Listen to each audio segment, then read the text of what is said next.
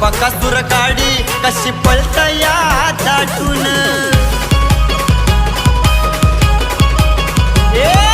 अखंड महाराष्ट्राची इच्छा झाली आज पूर्ण मथुर बकासूर गाडी कशी पळतया दाटून अरे फिटलं या पारन जोडी बघून ही अड्ड्यान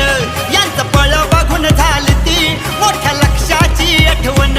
बक्या बक्यासारखा योद्धा होणार नाही बैलगाड्याच्या इतिहासात